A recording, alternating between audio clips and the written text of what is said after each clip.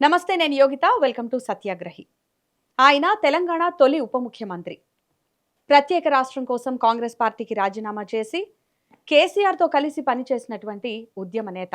మాజీ deputy CM, station Ghanpur మాజీ MLA Tatikonda Rajaiah గారు. అయితే కడియం శ్రీహరికి, రాజయ్యకి ఎక్కడ చెడింది? ప్రస్తుతం ఆ నియోజకవర్గంలో పరిస్థితులు ఎలా ఉన్నాయి? ఇక ఆయన బీఆర్ఎస్ పార్టీకి ఎందుకు రాజీనామా చేశారు? మళ్ళీ ఎందుకు తిరిగి పార్టీలో చేరారు? ప్రస్తుతం రాష్ట్రంలో పరిస్థితులు, రాష్ట్రానికి చేయాల్సినటువంటి శస్త్రచికిత్సలేంటి? ఆయన మాటల్లోనే విందాం. నమస్తే రాజయ్య గారు. నమస్తే యోగిత. బాగున్నారా sir? Fine fine, thank you Yogitha. So మనం ఈ ఇంటర్వ్యూ చాలా ట్రాన్స్పరెంట్ గా చేద్దాం సార్. డెఫినెట్లీ. కొన్ని ఆన్సర్స్ ఇప్పటి వరకు రానివి కూడా మేము రాబట్టాలని అనుకుంటున్నాం. చూద్దాం. అది తెలిసిన పుస్తకం, రాని ఏం లేవు అన్ని తెలిసాం ఎన్నోసార్లు. ఏమైనా Okay, మిస్ as you అయితే like, you గనక can ఈ go. రోజు మన ఇంటర్వ్యూలో రావాలి. No problem. అసలు మీరు తెలంగాణకి ఒక తొలి ఉప ముఖ్యమంత్రిగా పనిచేసినటువంటి వ్యక్తి, ఉన్నట్టుండి ఉన్న పళంగా మిమ్మల్ని ఆ పదవి నుంచి తీసేసి కడియం శ్రీహరిని ఎందుకు పెట్టారు ఆ పదవిలో? అసలు అప్పుడు జరిగినటువంటి పరిణామాలు ఏంటి సార్? దానికి సంబంధించి ఇప్పటి వరకు అంత క్లారిటీ రాలేదు, ఎవరు కూడా ఇవ్వలేదు. సో మీ నోటి నుంచి వినాలనుకుంటున్నాం. అంటే చెట్టుకు కాయలు బాగా కాస్తే ఆ చెట్టుకు దెబ్బలు, గాయాలు ఎక్కువ ఉంటాయి. తర్వాత ఎప్పుడైతే ఏకు మేకైతుందో, అంటే ఒక వ్యక్తి గట్టి పడుతున్నప్పుడు అనేక శక్తులు మ్మ్. ఆ వ్యక్తి మీద ప్రభావితం చూపే కార్యక్రమం ఉంటుంది. అనతి కాలంలోనే ఉప ముఖ్యమంత్రి స్థాయికి పోయే వరకు అనేక మంది కళ్ళు పడ్డాయి.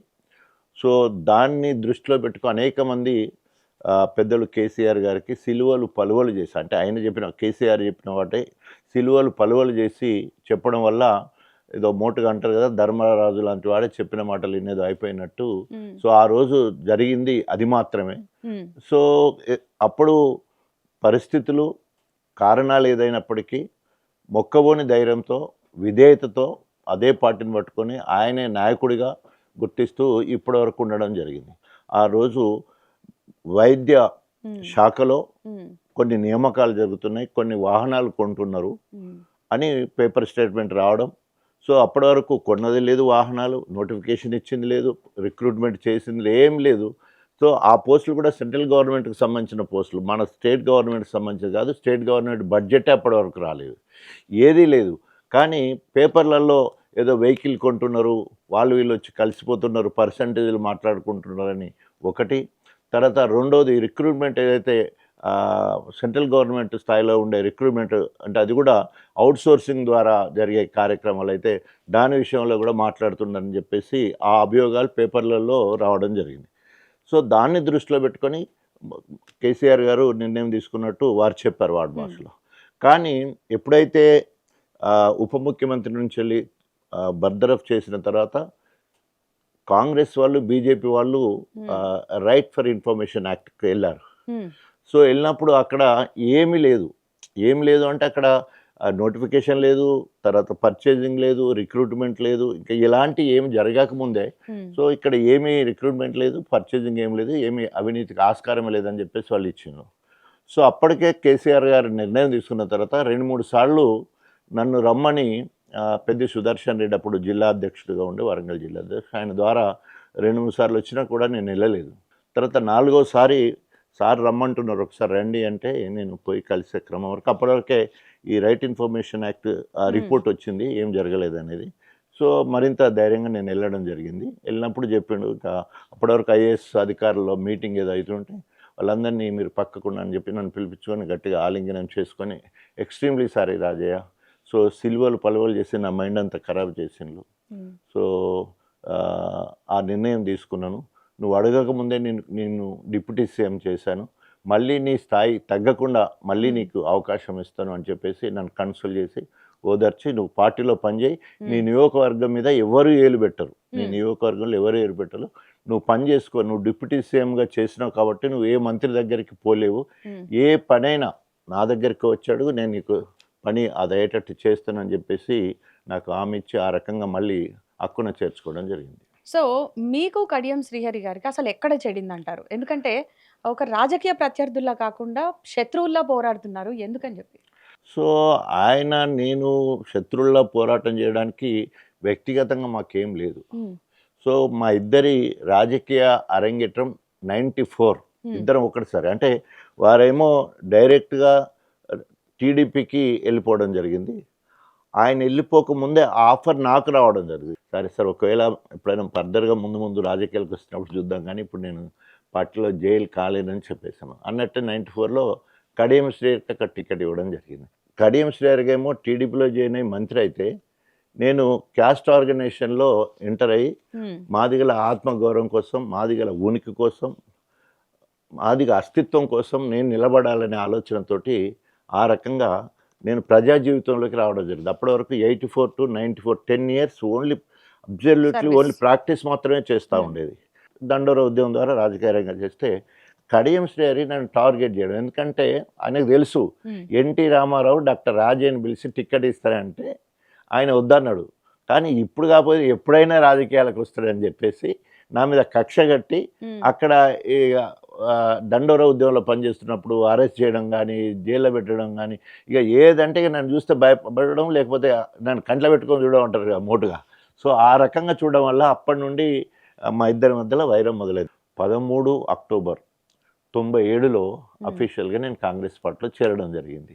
సో సోనియా గాంధీ ఆహ్వానం మేరకు వైఎస్ రాజశేఖర రెడ్డి గారి సహకారంతో వారి ఆధ్వర్యంలో పార్టీ జాయిన్ అయితే 99లో కాంగ్రెస్ పార్టీ నాకు టికెట్ ఇచ్చేసింది అనుకున్నట్టే. ఈయన 500 రూపాయలు ఓటుకి ఇచ్చి ఆ రోజు ఫస్ట్ టైం నా మీద 4460 ఓట్లతోటి ఫస్ట్ టైం 99లో నేను కంటెస్ట్ చేశాను. అప్పుడు ఆయన కడియం శ్రేయర్ గారు వేశారు. మా ఇద్దరి మధ్యలో పోటీ జరుగుతూ మళ్ళీ 4112 ఓట్లతోటి మళ్ళీ కడియం శ్రేయర్ రెండోసారి ఆయన గెలిచిండు నా మీద. సో అది 2008లో. 2009లో మళ్ళీ జనరల్ ఎన్నికలు వస్తాయి.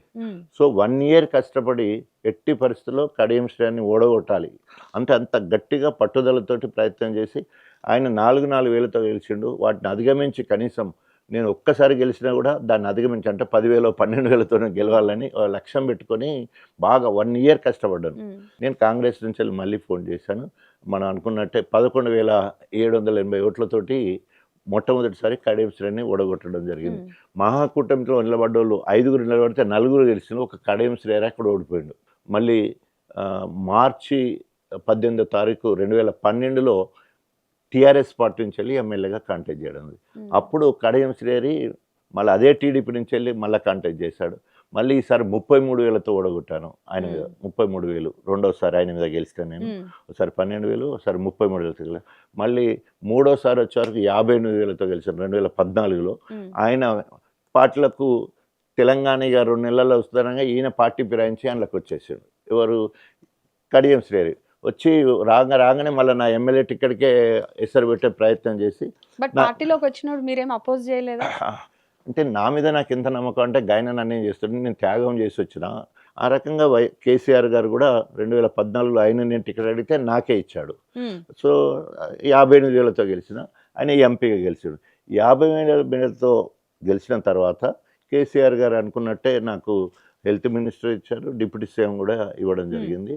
సో నేను అడిగింది హెల్త్ మినిస్టర్ అడిగిన. ఆయన ఇంట్లోకి పోయి సార్ నాకు దండ పెడుతున్నా, రాజయ్య నువ్వు కూర్చొని మిగతా వాళ్ళందరిని పంపించి, రాజయ్య నువ్వు మంత్రి పదవి అడుగుతున్నావు, మంత్రి పదవి కాదు నిన్ను డిప్యూటీ సీఎం చేస్తున్నాను అని చెప్పి ఎవరికి ఇప్పుడే చెప్పకు, డిప్యూటీ సీఎం చేస్తా అని చెప్పేసి. ఇది జూన్ 1వ తారీఖు అయింది. జూన్ 2వ తారీఖు అనౌన్స్మెంట్ డిప్యూటీ సీఎం హెల్త్ మినిస్టర్గా అనౌన్స్ చేయడం జరిగింది. అంటే ఆ క్రమంలో ఏమైపోయిందంటే ఇక అందరికీ జెలసీ.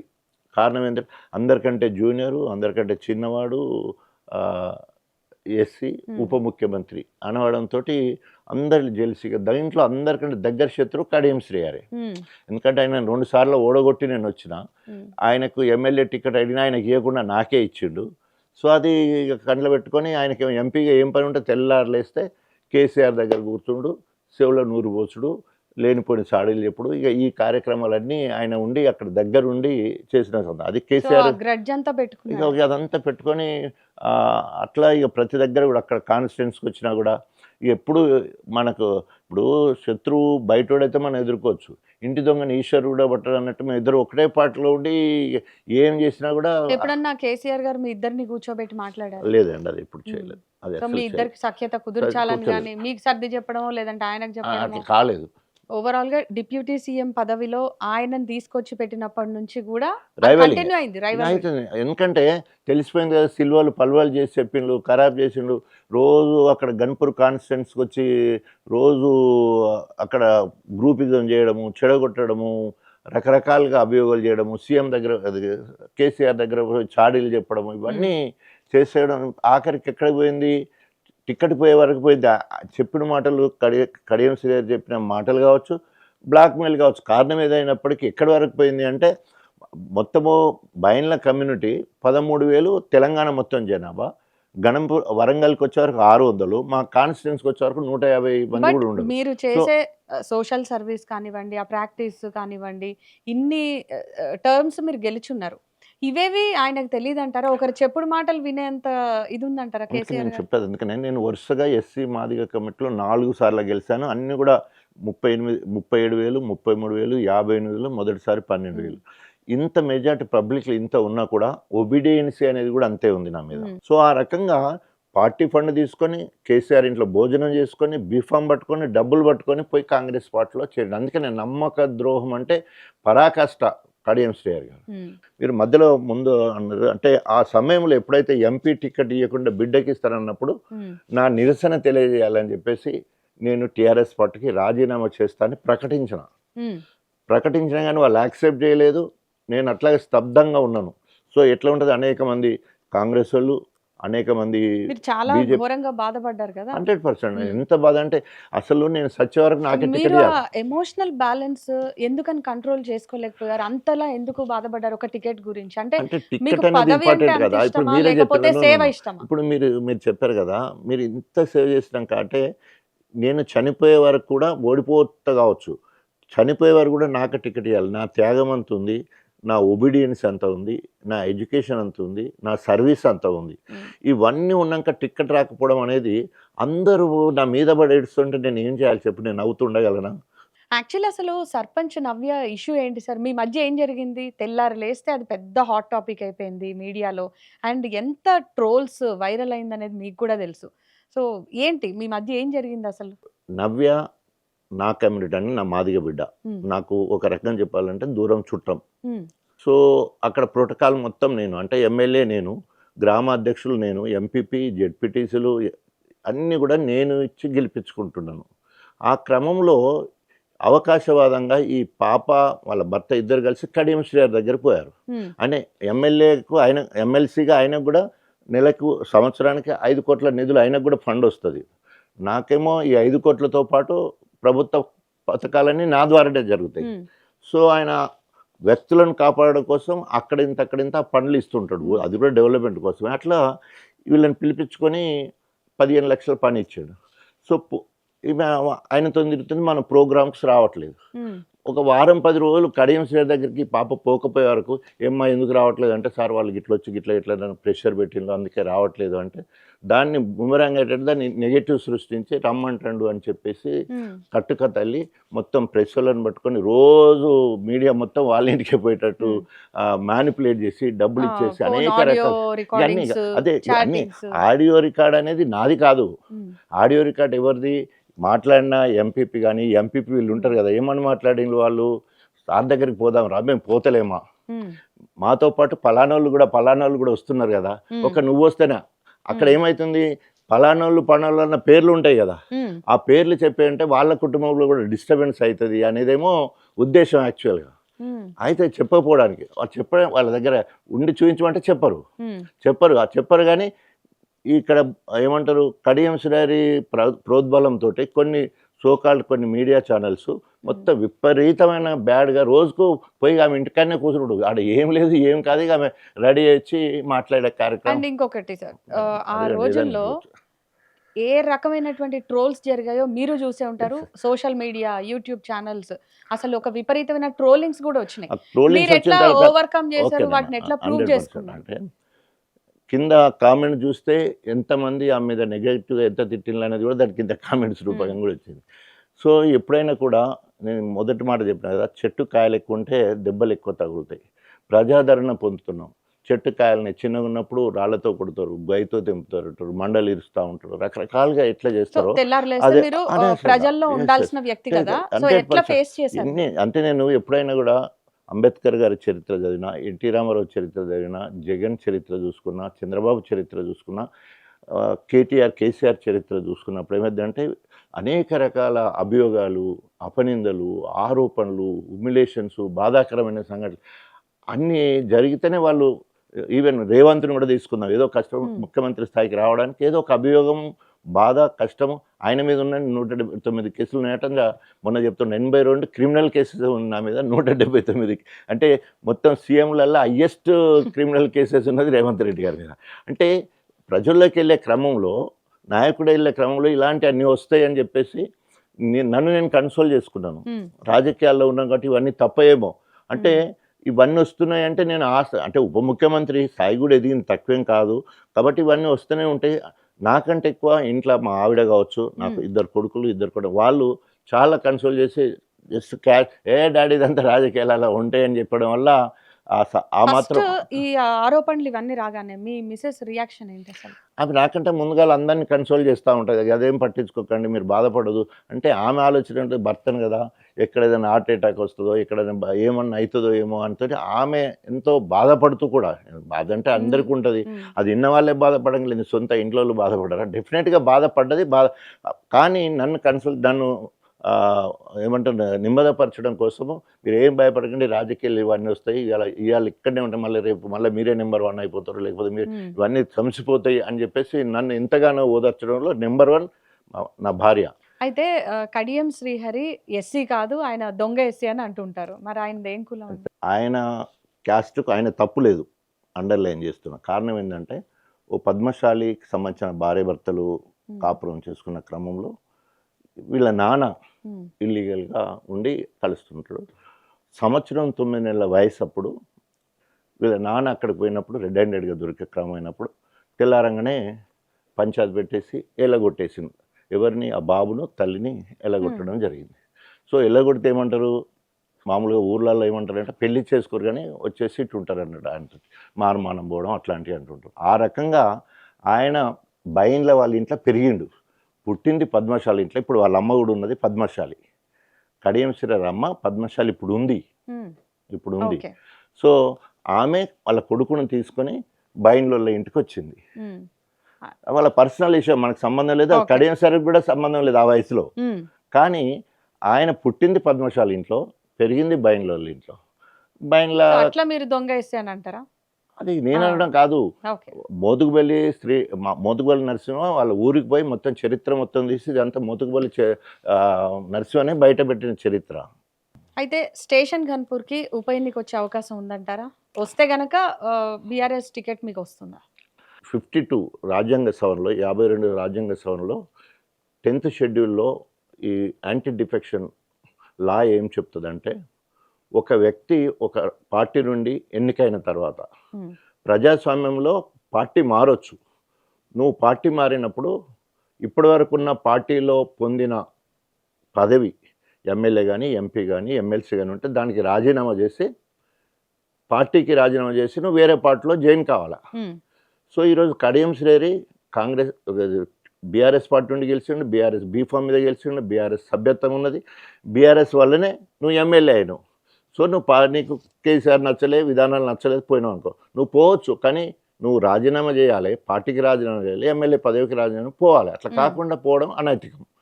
బీఆర్ఎస్ పార్టీ టికెట్ అన్నారు కదా, ఇంకా అక్కడ టికెట్ ఇప్పుడు కాదు, ఎంపీ ఎన్నికలప్పుడే కేసీఆర్ గారు డయాస్ మీదే ప్రకటన, రాజయ్య 3 నెలల ఎలక్షన్లు వస్తేనే కాబోయే ఎమ్మెల్యే, కడియం శ్రీని చిత్తు కూడా కొట్టాలి, అది రాజయ్య బాధ్యత అని తెలంగాణ భవన్లో హరీష్ రావు గారు కానీ, కేటీఆర్ గారు అనేక సందర్భాలలో మాట్లాడడం జరిగింది.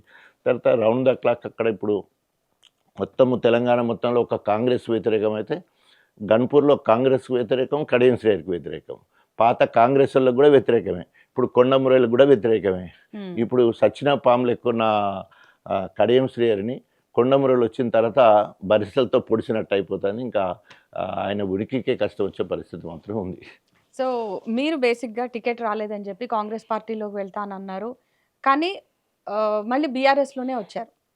ఏంటి ఇక్కడ ఏం అంటే హామీ నేను అదే లభించింది చెప్పాను కదా, బీఆర్ఎస్ నేను పార్టీ నుంచి మీకు? 100% చెప్పాను కదా, నాకు ఎంపీ ఇస్తున్నాను ఇయ్యలేదనే బాధతోటి అలుగుతూ రాజీనామా చేసిన వాళ్ళు యాక్సెప్ట్ చేయలే. తప్పకుండా 600 అయినా ఇప్పుడు నాకున్న లక్ష్యం అది అనకూడదు కానీ కడియం శ్రేణిని ఓడగొట్టడమే లక్ష్యం. అయితే కడియం శ్రీహరి గారే ముందుగా కాంగ్రెస్ పార్టీ పడిపోతుందని చెప్పిన వ్యక్తి అందరిలోకెల్లా. సో అట్లాంటి వ్యక్తి సడన్ గా పార్టీ మారారు గెలిచిన తర్వాత. సో ఇప్పుడు పార్టీ మారిన తర్వాత నియోజకవర్గంలో పరిస్థితులు ఎట్లున్నాయి? సో అక్కడ పోటీ చేసింది కాంగ్రెస్ పార్టీ నుంచి వెళ్ళి మా సొంత బావమరిది భార్యనే ఇందిర, సింగపురం ఇందిర, నాకు చెల్లె. కాంగ్రెస్ పార్టీ నుండి పోటీ చేసింది. ఈయన టీఆర్ఎస్ పార్టీనే చేశాడు. 7,000 పైచిలుకుతోటి గెలిచిండు. అంటే కాంగ్రెస్ వాళ్ళందరికీ కూడా ఈయన వ్యతిరేకమే. ఇప్పటి వరకు కూడా కాంగ్రెస్ వాళ్ళకి వ్యతిరేకం. తర్వాత బీఆర్ఎస్ వాళ్ళందరూ గెలిపించి బీఆర్ఎస్ పెట్టి వదిలిపెట్టినందుకు బీఆర్ఎస్ వాళ్ళు వ్యతిరేకం. ఇక తర్వాత ఎవరు ఆయనకు అనుకూలంగా ఉన్నారు అని అంటే ఓన్లీ ఎవరైతే అవకాశవాదంగా ఆయన అనుచరులు మాత్రమే ఉన్నారు. అందుకనే గన్పూర్లో ఉన్నది కడియం కాంగ్రెసే కానీ కాంగ్రెస్ కాదు, ఇందిరా కాంగ్రెస్ కాదు అక్కడ ఉన్నది. తర్వాత ఈవెన్ సీనియర్లు అంటే ఇప్పుడు కొండమురళి లాంటి వాళ్ళు కూడా ఆయనకు వ్యతిరేకమే, జిల్లా నాయకత్వం కూడా వ్యతిరేకమే. సో కాబట్టి ఎట్టి పరిస్థితులలో గన్పూర్లో ఆయన తిరగాలంటే ముళ్ళ మీద తిరిగే పరిస్థితే ఉన్నది. సో 600 అయినా కూడా రేపు రాబోయే రోజులు ఎప్పుడు ఎన్నికలు వచ్చినా కూడా ఆయనకు డిపాజిట్ రాకుండా చేయడమే లక్ష్యంగా. చాలా మార్పులు జరిగినాయి కదా, మీకు టికెట్ రాలేదు, ఆయన గెలిచారు, అండ్ మీ మీద వచ్చిన ఆరోపణలు ఇవన్నిటి తర్వాత ఇప్పుడు మీరు అంటున్నారు తెల్లారు లేస్తే నియోజకవర్గాలు మొత్తం తిరుగుతూ ఉంటారు, ప్రజల్లో ఉంటారు. సో ఇంకా ఆదరణ అట్లే ఉందనుకుంటున్నారా? అంటే ఎక్కడ నేను సక్సెస్ అయ్యానంటమ్మా, ఒకటి అధికార కాంగ్రెస్ పార్టీ ఎమ్మెల్యే పదవికి రాజీనామా చేసి మళ్ళీ ఉద్యమంలో తొలి దళితుడిగా గొప్ప నిర్ణయం తీసుకున్నాను. ఇది historical event in the Telangana state. It remains, ఇక పోదు. ఎక్కడ మొత్తం తెలంగాణ మొత్తంలో ఇక రాజన్న అంటే అంత క్రేజీ అయిపోయింది. ఒకవేళ ఉప ఎన్నిక వస్తే ఫర్ సపోజ్ ఏమన్నా పరిణామాలు లాస్ట్ మినిట్లో అటు ఇటుగా చేంజ్ అయ్యి మీకు కనుక టికెట్ ఇవ్వలేదంటే పార్టీలో కొనసాగుతారా, మారుతారా? సో తప్పకుండా కేసీఆర్ గారు కొన్ని రోజుల ముందే మాట్లాడింది ఏంటంటే, రాజయ్య ఇతడు ఎట్లా గెలుస్తావు, మన ప్రభుత్వంలో నువ్వు గెలవాలి అని వరంగల్లో ఉన్న 24 ముఖ్య నాయకులం వచ్చినాం. ఇది 27 ఏప్రిల్ మీటింగ్ సన్నాహక సమావేశంలో భాగంగా వచ్చినప్పుడు అందరి ముందు కూడా చెప్పాడు, ఇప్పుడు గెలుస్తావు, మళ్ళీ మన ప్రభుత్వంలో గెలవాలంటే ఇండైరెక్ట్గా నువ్వు మంత్రి అవుతావు అంత చెప్పి అంత అయిపోతే అందరి ముఖం నల్లబడే పరిస్థితి కూడా. కాబట్టి ఇన్నిసార్లు నష్టపోయినాక మళ్ళీసారి నష్టపోయిందని అనుకోను. కాకపోతే చరిత్రలో మాత్రం మిగిలిపోతాను. ఇప్పుడు నేను చెప్పిన ఇన్ని రకాల త్యాగం కావచ్చు. Who is the first deputy CM of Telangana అంటే ఇవాళ ఇట్స్ ఇంటెన్స్ క్వశ్చన్ యూపీఎస్సీ. అంటే అంత స్థాయికి ఎదిగిపోయినాం. అది కాకి లెక్క కలకాలం కాకుండా కోకి లెక్క కొన్నాళ్ళు అన్నట్టు నేను వరంగల్కి హెల్త్ యూనివర్సిటీ తీసుకురాగలిగాను. ఉన్న కొద్ది సమయంలో మర్చిపోలేని సేవలు చేయడం జరిగింది. అంటే కొన్ని నెలల క్రితం గాంధీ హాస్పిటల్లో వరుస మరణాలకు సంబంధించి బీఆర్ఎస్ ఒక ఫ్యాక్ట్ ఫైండింగ్ కమిటీ మీ ఆధ్వర్యంలోనే ఏర్పాటు చేసింది కాబట్టి, సో అక్కడ మీరు అబ్జర్వ్ చేసిన రీజన్స్ ఏంటి ఆ మరణాలకి? సో అదొక్కటే అక్కడ ఒక్క దగ్గరే కాదు, మొత్తం కూడా తెలంగాణలో కాంగ్రెస్ ప్రభుత్వం వచ్చిన తర్వాత ఏ ఒక్క రంగం మీద కూడా వారికి అవగాహనే లేదు, దాని మీద కార్యాచరణ లేదు, దాని మీద స్టడీ లేదు, ఏం పని చేయకుండా మొత్తం విషజ్వరాలు పోతున్నాయి. అట్లాగే తల్లి మరణాలు పెరిగిపోయాయి. ఇవన్నీ జరిగినప్పుడు కేసీఆర్ గారు నన్ను చైర్మన్గా పెట్టేసి ఒక కమిటీ వేయడం జరిగింది. So again coming to Kadiyam Srihari గారి, అంటే మీకు ఆయనకి పచ్చగడ్డేస్తే భగ్గుమంటుందనే రేంజ్లో రైవలరీ తయారైంది. ఆయన 6 కోట్లు ఒక కాంట్రాక్టర్ దగ్గర వసూలు చేసి ఇల్లు కట్టుకున్నారని ఆరోపించారు. ఇది కేవలం ఆరోపణ లేదంటే మీ దగ్గర సాక్ష్యాలు ఉన్నాయి? 100% సాక్ష్యాలు ఉన్నాయి. ఇచ్చిన వాడు కూడా ఉన్నాడు. వెంకటేశ్వర రెడ్డి జీవీఆర్ కాంట్రాక్టర్ అయిన లింగంపల్లి రిజర్వాయర్ 2,850 కోట్ల రూపాయలతోటి మంజూరైంది. టెండర్ అయింది. టెండర్ అయితే కేసీఆర్ దగ్గరికి పోతే కొన్ని ప్యాకేజీలు ఒక్కొక్కరికి ఇస్తారు. సో మరి ఆయనకు కొంత ఆర్థికంగా లావాదేవీ జరగాలనే ఉద్దేశం కేసీఆర్ 100 కోట్స్ పని అడిగితే 100 క్రోర్స్ సంబంధించిన ఒక బిట్ ఇచ్చిండు ఆయనకు. ఆయన ఇస్తే అది కాంట్రాక్టర్కి అమ్ముకోవడం జరిగింది.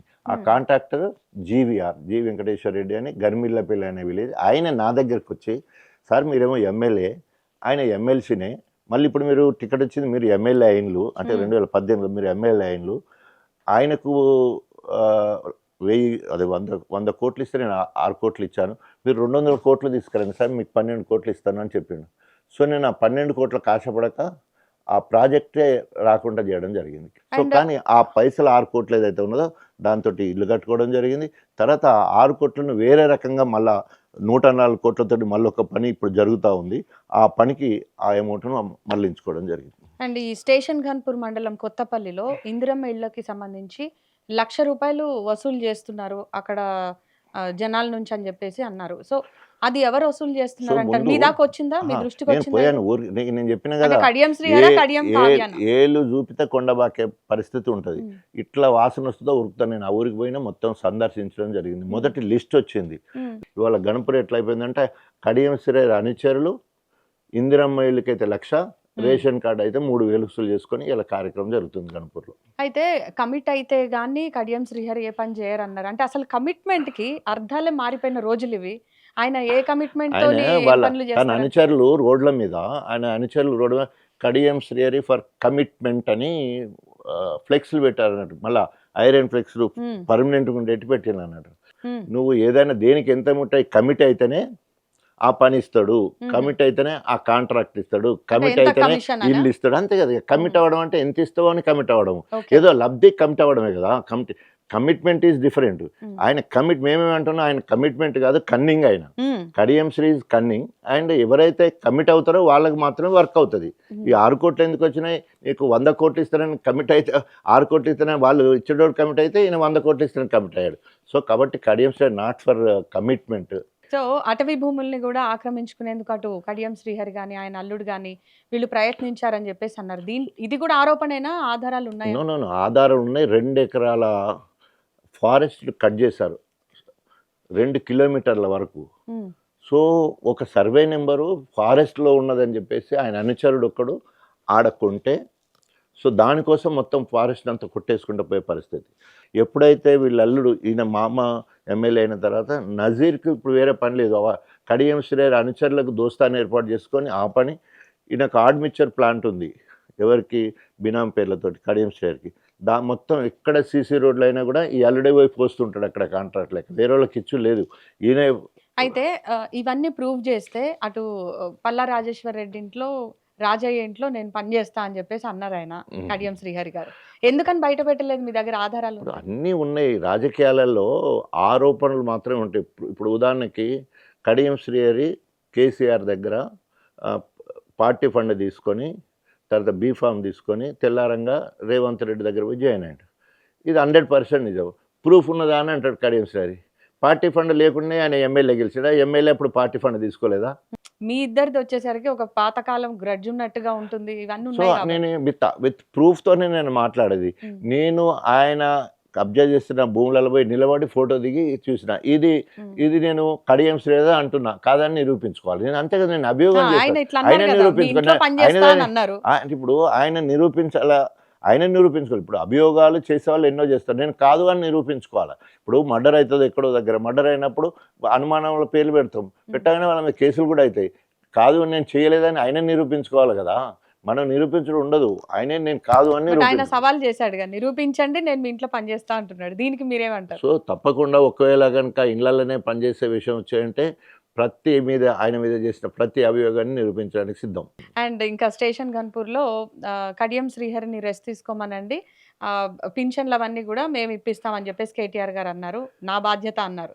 సో మీ బాధ్యత కూడా ఏమైనా ఉందా అందులో? 100% అండి. అంటే పెన్షన్ విషయానికి వచ్చినప్పుడు 200 ఉన్న పెన్షన్ 2000 చేసిన చరిత్ర కేసీఆర్ గారిది. 2000 4000 చేస్తా అని చెప్పేసి ఇప్పుడు ఒక్క పైసా కూడా ఎక్కడ కూడా పెంచలేదు. వాళ్ళందరూ ఇప్పుడు తిరగబడే పరిస్థితి కనబడుతుంది. ఆయనకి ఇప్పుడు 74 ఏళ్ళ వయసు వచ్చింది కాబట్టి, ఆయన కూడా రిటైర్మెంట్ వయసు వచ్చింది కాబట్టి, మరి అక్కడ ఆయన ఉండేది ఉంటే ఆయన కూడా పెన్షన్ సో వచ్చేది. జరుగుతుందంటారా ఇది? తప్పకుండా ఇక ఆయనకి రిటైర్మెంట్, ఇక ముందుగా ఆయన రెస్ట్ తీసుకోవాల్సిందే. మా లక్ష్యం వల్ల ఒకటే, ఆయన రాజకీయాల నుంచి వెళ్ళి దిగిపోయినాడు, డిపాజిట్ రాకుండా ఓడగొట్టాలనే లక్ష్యంతో ముందుకు పోతున్నాం.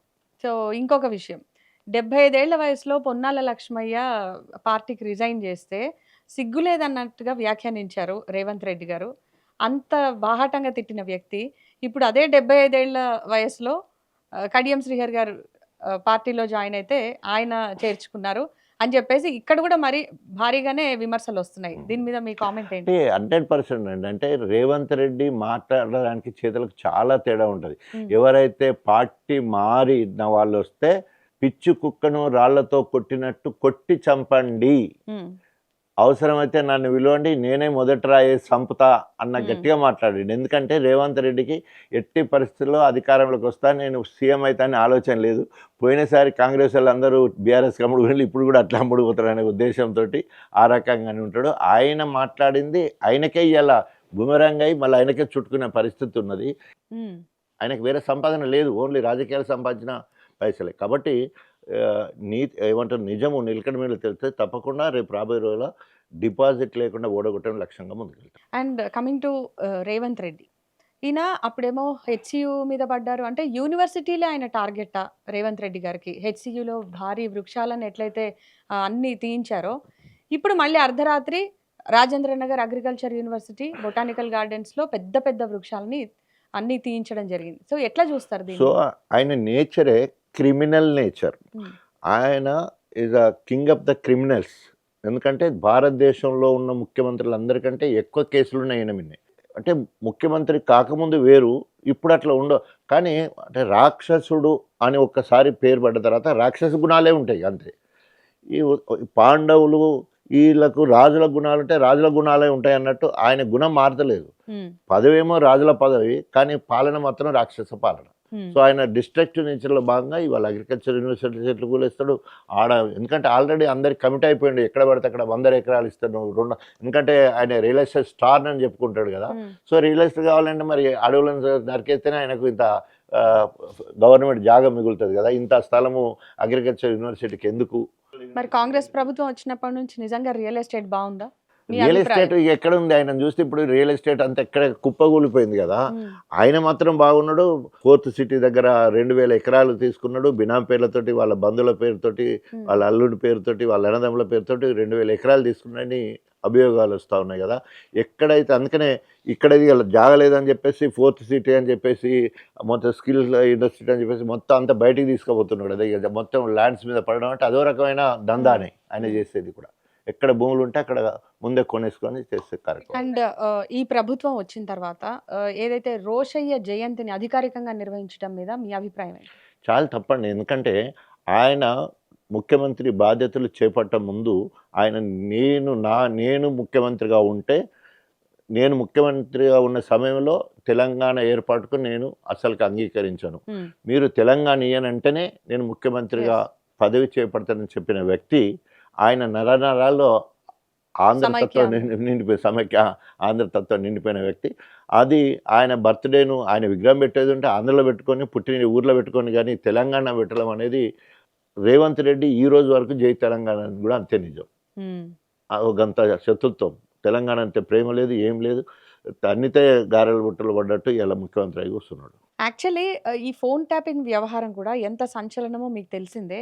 సో బేసిక్గా ఇప్పుడు సెలబ్రిటీల ఫోన్లు ట్యాప్ చేయలేదని చెప్పేసి ఒక రిపోర్ట్ వచ్చింది. ఇప్పుడు ఏం చెప్తారు మరి? సో యూజువల్గా ఇంటెలిజెన్స్ వ్యవస్థ ఏదైతే ఉందో, ఉదయం వరకు ఏ రాష్ట్ర ముఖ్యమంత్రి 28 రాష్ట్రాలు ఉంటే 28 రాష్ట్రాలకు ఇది ఫేక్ ముఖ్యమంత్రికి న్యూస్ గానే కొట్టిపడేశారు. అంతే. మరి అట్లే ఇప్పుడు ఎందుకంటే ఈ ఆడియోలకి వీడియోలకి న్యాయస్థానంలో దానికి ఏమంటారు, దానికి స్థానం లేదు. సో కాబట్టి ఈ ఈయన ఇప్పుడు ఇవాళ డైరెక్ట్ ప్రశ్న, రేవంత్ రెడ్డి ఇవాళ ట్యాపింగ్ చేయట్లేదా? మ్మ్. తెల్లారి వరకు కేసీఆర్ విషయాలు, కేటీఆర్ విషయాలు, హరీష్ రావు విషయాలు ఇవన్నీ ఎట్లా తెలుస్తున్నాయి? మ్మ్. అనేక మంది విషయాలు ఎట్లా తెలుస్తున్నాయి? విత్ ఇన్ వాళ్ళకి సంబంధించిన పార్టీలో ఉన్న గ్రూప్ రాజకీయాలకు ఎట్లా తెలుస్తున్నాయి అంటే రేవంత్ రెడ్డి కూడా దాన్ని కూడా టాపింగ్ అంటారు. ఎందుకోసం అంటే ఇంటెలిజెన్స్ రిపోర్ట్ అది. వాళ్ళు నువ్వు ఎట్లా సమాచారం సేకరిస్తావు అనేది వాళ్ళ చేతిలో ఉంటుంది. అది చెప్పాల్సిన బాధ్యత అధికారులుగా, సీఎం చెప్పాల్సిన బాధ్యత అధికారుల దగ్గర ఉంటుంది. సో దాన్ని నేరంగా చూపించి ఏదో చేయాలనుకున్నారు, కానీ కొండందో వేలు కింద పట్టే సందర్భం అయింది. ఆ బస్ పాలైన పరిస్థితి కనబడుతుంది. రైట్. ఇక ఫైనల్గా ఒక చిన్న ర్యాపిడ్ ఫైర్ సార్. నేను ఒక 4 పేర్లు చెప్తాను, వాళ్ళ గురించి ఒక 1 వర్డ్ చెప్పాలి మీరు. సో వైఎస్ రాజశేఖర రెడ్డి గారు. వైఎస్ రాజశేఖర రెడ్డి ఒక మంచి ఆదర్శవంతమైన ఆత్మీయ మంచి ముఖ్యమంత్రి, నా రాజకీయ గురువు. కేసీఆర్. కేసీఆర్ పరిపాలనా దక్షకుడు, తెలంగాణ అభివృద్ధి ప్రదాత. అదేవిధంగా నాకైతే దేవుడు, ఆయన గురువు అయితే ఈయన దేవుడు. కేసీఆర్ దేవుడు. కేటీఆర్. మంచి ముఖ్య కేటీఆర్ గారు మంచి వక్త, మంచి సబ్జెక్టు, తర్వాత రాబోయే తరాలకు కాబోయే ముఖ్యమంత్రి. రేవంత్ రెడ్డి. రేవంత్ రెడ్డి ఆయన ఇంతకుముందు చెప్పిన తండ్రితో గారెల బుట్టలో పడ్డ ముఖ్యమంత్రి. హరీష్ రావు. హరీష్ రావు ప్రజానాయకుడు. Last but not least prime minister ప్రధాని మోడీ ఆయన జై శ్రీరామ్, ఉమ్. అంతేగాని ప్రజలకు ఒరగబెట్టింది ఏమీ లేదు. మీకు బాగా క్లోజెస్ట్ కడియం శ్రీహరి, కడియం శ్రీ కన్నింగ్ కడియం, రాజయ్య. రాజయ్య గోలా ఆత్మీయత పంచుకునే నాయకుడు. Right, thank you so much. చాలా విషయాలు మాట్లాడారు. థ్యాంక్ యూ, Thank you, బాగా sir. చేశారు.